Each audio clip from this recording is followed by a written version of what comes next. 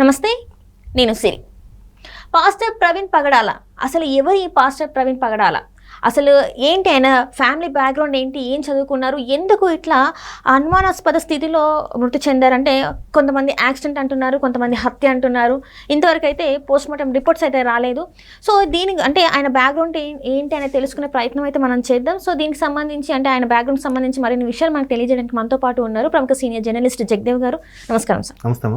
Sir, ఇప్పుడు చూస్తుంటే ప్రవీణ్ పగడాల pastor, తను ఒక మత బోధకుడు అనుకోండి, కల్వరి చర్చిలో పాస్టర్ ఉన్నారు.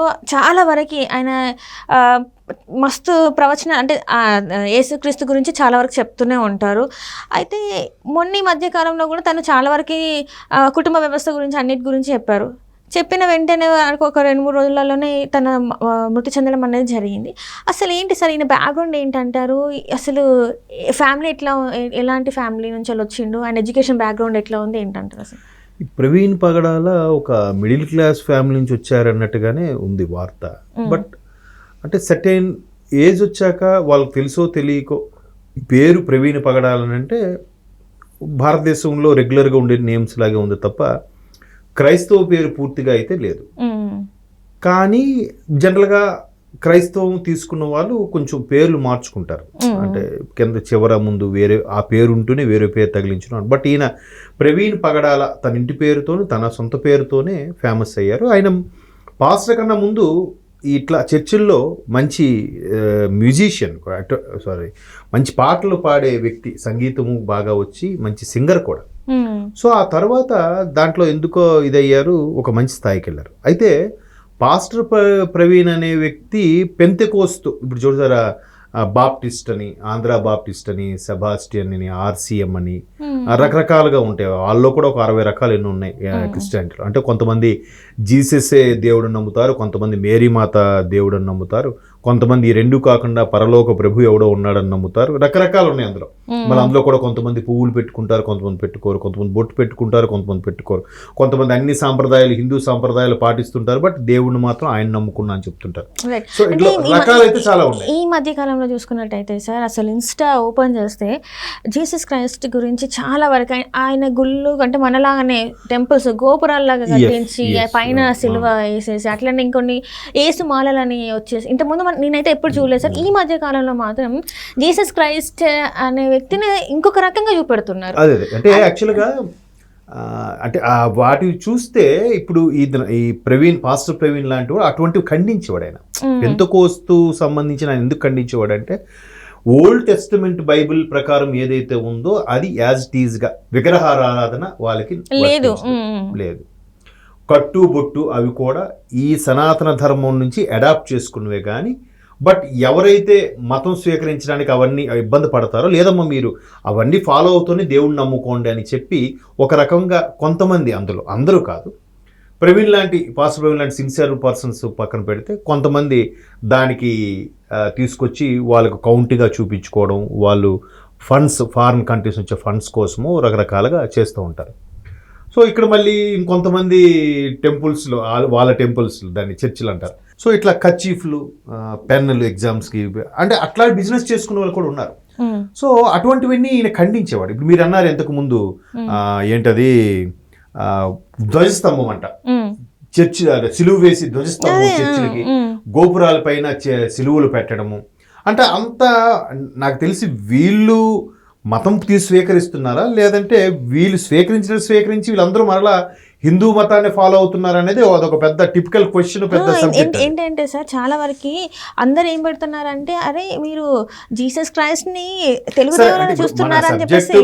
అది కాదు కాబట్టి ఈయన ఏంటంటే అటువంటివి ఒప్పుకునేవాడు కాదు.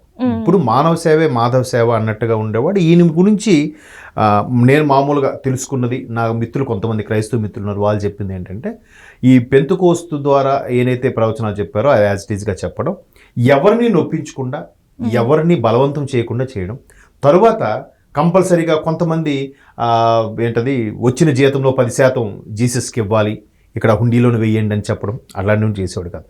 బట్ ఈయనకు వచ్చిన ఫండ్స్తో చాలామందికి పెళ్ళిళ్ళు చేశాడు, కొన్ని శరణార్థులకి ఆదరించి పెంచుతున్నాడు, కొన్ని అనాథాశ్రమాలకు డొనేషన్స్గా ఇస్తుంటాడు. ఇటువంటి మంచి నేమ్ అయితే ఉంది.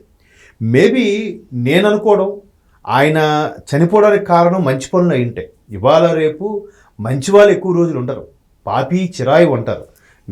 సోకాళ్ళు పాపాలు చేసేవాళ్ళు ఎక్కువ కాలం బతుకుతారు. నిజంగా పుణ్యం చేసి ఉంటాడు కాబట్టి, అంటే నేను నమ్ముతున్నాను కాబట్టి, నిజంగా మంచి పనులే చేస్తూ ఉంటాడు కాబట్టి మేబీ త్వరగా భగవంతుడి దగ్గరికి వెళ్ళిపోయాడు. సో అట్లా మంచి పనులు చేసేవాడు ఎప్పుడు కూడా సొసైటీలో నచ్చడు కదా. సో ఆ విధమైన థ్రెట్నింగ్ ఉంటే ఉండొచ్చు, కానీ ఇది కేవలం మతపరమైన విద్వేషాలు రెచ్చగొట్టేలాంటి థ్రెట్నింగ్ అయితే ఉండకపోవచ్చు అని నా అభిప్రాయం. ఇంతకుముందు కొంతమంది రాజమండ్రిలో పాస్టర్లు మాట్లాడుతూ కూడా చూశాను, ఇది మొన్న కంప్లైంట్ ఇచ్చాము, కంప్లైంట్ ఇచ్చిన 2 రోజులకి ఇలా జరిగింది, సో వాళ్ళ హ్యాండే ఉంటుంది. నిజంగా వాళ్ళ హ్యాండ్ ఉంటే అలాగా వాళ్ళు దూషించేందుకు మాట్లాడతారు? మీరు అన్నట్టు ఎవడో పెట్టాడు నెక్స్ట్ ఆ పాస్టర్ అయిపోయి ఇప్పుడు ఈ పాస్టరే అన్నట్టుగా ఏదో ఫోటో పెట్టి ఇప్పుడు మళ్ళీ సోషల్ మీడియా హల్చల్ అవుతుంది. నిజంగా అలా అనుకుంటే ఒక్కొక్కరు చంపుకెళ్ళిపోతారా? కాదు కదా. నోటికొచ్చిన వాళ్ళ మీద వీళ్ళు వాళ్ళు దూషించుకుంటున్నారు. ఎప్పుడు దూషించుకుంటున్నారు? కొంతమంది ధనాస్తో పుస్తకం పట్టుకొని బాబు ఇంటింటికి వచ్చి తలుపు కొట్టి ఒకసారి మా వాక్యం చెప్తాం బాబు, ఒక దారి చెప్తామని కొంతమంది అట్లా చేసిన ఉన్నారు. ఇంకొంతమంది మా మానాన్ని మేము కామ్గా ప్రార్థన చేసుకుంటుంటే వాళ్ళ మీద స్థానికంగా కొంతమంది అటాక్ చేసిన వాళ్ళు ఉన్నారు. ఇలాగా తప్పుంది, అలాగా తప్పుంది. బట్ ఎవరిది ఏంటి తప్పు డెప్త్కి వెళ్తే అది వేరే సబ్జెక్ట్. మళ్ళీ ఎవరి తప్పు ఎందుకు అలాగా జరుగుతుంది అనేది. సో ఇక్కడ ఈయన కొన్ని మంచి కార్యక్రమాలు అయితే చేశాడు. ఈయన కడపలో కూడా ఉన్నాడు, తర్వాత హైదరాబాద్ వచ్చి స్థిరపడ్డాడు అన్నట్టు కూడా వార్తలు ఉన్నాయి. మేబీ అతను వేరే రాష్ట్రం నుంచి వచ్చి ఇక్కడ హైదరాబాద్లో స్థిరపడ్డాడు. అంతకుముందు చిన్నప్పుడు చదువుకునే స్టేజ్లో ఎక్కడ ఉండేవారో తెలియదు, కానీ కొంత స్టేజ్ వచ్చాక చర్చిలో పాటలు పాడడం, ఒక మ్యూజిక్ ప్లే చేయడం, అప్పటి నుంచి పాస్టర్ ప్రవీణ్ అందరికీ తెలిసారే తప్ప అంతకుముందు బ్యాక్గ్రౌండ్ అనేది చాలామందికి తెలియలేదు. సో మంచి కార్యక్రమాలు చేసేవారు ఎప్పుడు కూడా శత్రువులు ఉంటారు సొసైటీలో. సో ఇప్పుడు అలాగ మంచి పనులు చేశారన్నట్టుగా అయితే ఉంది. ఆయన మంచి బాగా తెలివైనవాడు, బాగా చదువుకున్నాడు. ఎప్పుడు కూడా అదే చెప్తున్నాను కదా, పెంతెకోస్తు వాళ్ళని గోస్పల్ ఏదో అంటారు చెప్పడం, సో సూక్తులు అట్లా అవి తెలియజెప్పి ఉన్న వాక్యాన్ని ఉన్నట్టుగా తెలియజెప్పడం, ఎవరికి ఇబ్బంది కలగకుండా, ఎవరికి ప్రెషర్ చేసి మతం తీసుకోండి లేదా రండి మీకు బాగుంటుంది దేవుణ్ణి నమ్ముకోండి అలా చెప్పే కూడా మంచి కూడా కాదు. అలాగే విగ్రహారాధన కానీ లేదంటే ఇన్ని రకాల శాఖలు ఉన్నాయి మళ్ళీ క్రైస్తవుల్లో, వాటన్నిటికీ విరుద్ధంగా పనిచేశాడు కాబట్టి మేబీ శత్రువు అయ్యుండొచ్చు. ఇప్పుడు ఇదే హైదరాబాద్ మహానగరంలో ఒక పెద్ద టెంపులే ఉంది. అక్కడికి వెళ్తే ఏంటంటే స్పెషల్గా మీకు అక్కడ ప్రార్థన చేసిన మెడిసిన్ ఇస్తాము, మీకు తగ్గిపోతుంది, ప్రార్థన చేసిన ఇచ్చిన కర్చీఫ్ ఉంది, కర్చీఫ్లు కొనుక్కోండి, మీరు తుడుచుకుంటే మీరు సంయమనం పాటిస్తారు, లేదంటే ప్రార్థన చేసిన పెన్నులు ఉన్నాయి మీరు రాసుకోండి, మీ పిల్లలు ఎగ్జామ్స్లో చదవకపోయినా పాస్ అయిపోతారని బిజినెస్లు చేసుకునే వాళ్ళు ఉన్నారు. వాళ్ళు పేరు చెప్పను, పెద్దగా ఒక సామ్రాజ్యమే, ఒక కేజీఎఫ్ లాంటి సామ్రాజ్యమే నిర్మించుకుని ఉన్నారు. సో అట్లాగా కొంతమంది అలా చేస్తున్నారు కాబట్టి వాటన్నిటికీ విరుద్ధం. అలా విరుద్ధమైనప్పుడు ఏమవుతుంది, అరే మనం మా బిజినెస్కి అడ్డుపడుతున్నాడే, ఎవరో బయట వేరే వాళ్ళు లేకపోతే హిందూ మతం వాళ్ళు, వేరే ముస్లిం మతం వాళ్ళు, ఇంకా జొరాస్ట్రియన్లో లేదా సిక్కులో ఎవరో ప్రతిఘటించారంటే ఉంది, మన దాంట్లోనే ప్రతిఘటిస్తున్నారా, మనకే అడ్డు తగులుతున్నాడు, ఫండ్స్ రాకుండా చేస్తున్నాడు, ఇది కాదు కదా బైబిల్లో చెప్పిందని చెప్పి ఎప్పుడైతే ఆయన ప్రతిదీ కూడా అదే చెప్తాడు. ప్రతిదీ ఇక్కడ పలానా దగ్గర ఇలా చేస్తున్నారు, పేరు చెప్పకుండా పలానా పాస్టర్లు చేస్తున్నారు, అది తప్పు, మన బైబిల్లో అది, మన క్రైస్తవంలో అది లేదు, బైబిల్లో అది చెప్పబడలేదు అని చెప్పి ఖండించేవాడు. ఖండించడంతో పాటు మంచి పనులు కూడా చేశాడు. చేయడం వల్ల ఖచ్చితంగా విరోధులు ఎక్కువైపోతూ ఉంటారు. ఒక వ్యక్తికి క్రేజ్ ఎంత పెరుగుతుందో అంత సంఖ్యలో విరోధులు కూడా పెరుగుతారు. మొత్తం మీద ఒక మిడిల్ క్లాస్ ఫ్యామిలీ నుంచి వచ్చి ఆ రేంజ్కి వెళ్ళిన వ్యక్తి నిజంగా హీఈస్ నో మోర్. బట్ అంటే చాలా మంది ప్రముఖులు స్పందించారు. హీరో రాజా గారు దుబాయ్లో ఉన్నా కూడా తను స్పందించడం జరిగింది. ఇంకా హీరో రాజా గారు అనడం లేదా ఆయన్ని, పాస్టర్ రాజా గారు అనాలి ఆయన్ని. పాల్ గారు కూడా స్పందించడం జరిగింది. సో ఇప్పుడు ఎట్లా అయిపోయిందంటే సోషల్ మీడియాలో మనం ఫెమిలియర్ అవ్వాలి, లేదంటే మనకు స్టేట్మెంట్ ఇస్తే దాని మీద సోషల్ మీడియాలో రకరకాల కథనాలు రావాలి అని అంటే ఫ్రీగా వచ్చే పబ్లిసిటీ కదా, ఇది ఖచ్చితంగా హత్యే, దీని మీద ప్రభుత్వం స్పందించాలి, ముఖ్యమంత్రి వచ్చి మాట్లాడాలి, పవన్ కళ్యాణ్ వచ్చి ఇది చేయాలి అని మాట్లాడతారు. ఆగండి ఇప్పుడు చూద్దాం, పెద్ద పెద్ద ఇష్యూలు ఉన్నాయి రాష్ట్రంలో, చాలా జరుగుతున్నాయి, వాటితో పాటు ఇది కూడా ఉంది.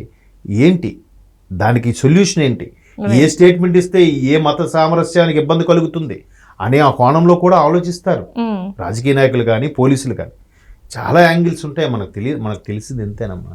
ఇది పట్టుకొని మనం సోషల్ మీడియాలో వీరంగం సృష్టిస్తాం, బట్ అసలు ఇది ఇంకేదో ఉంటుంది, అది మన వరకు రాదు. వచ్చేసరికి ఏ 20 ఏళ్ళు 30 ఏళ్ళు పడుతుంది, అప్పుడు ఎప్పుడో జరిగిందట అంతే. Right, thank you so much sir.